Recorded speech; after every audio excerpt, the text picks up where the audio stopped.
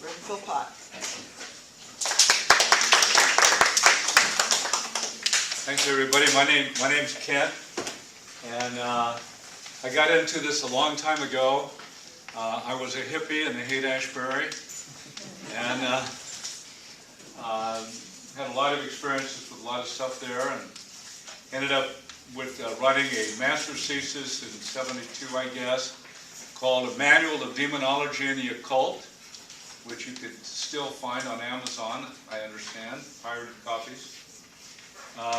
2 years ago, I was approached by a woman who said her son, while a student at Boston College, got recruited via a men's drumming group into Santeria and was on his way to Cuba for a year-long initiation.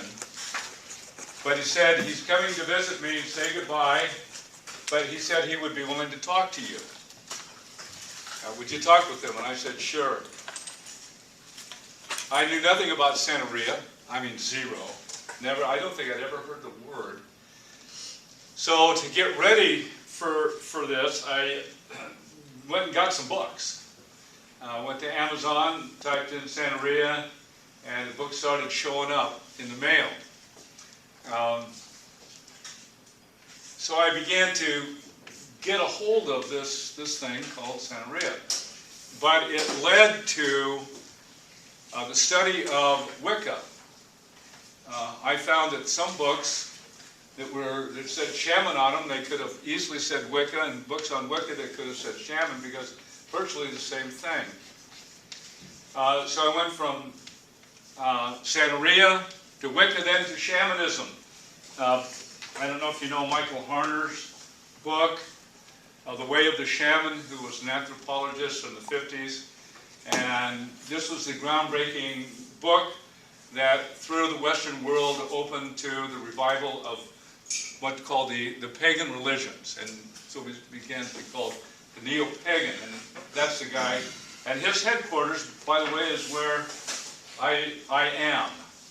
I've called his institute and hoping to go by and talk to these folks.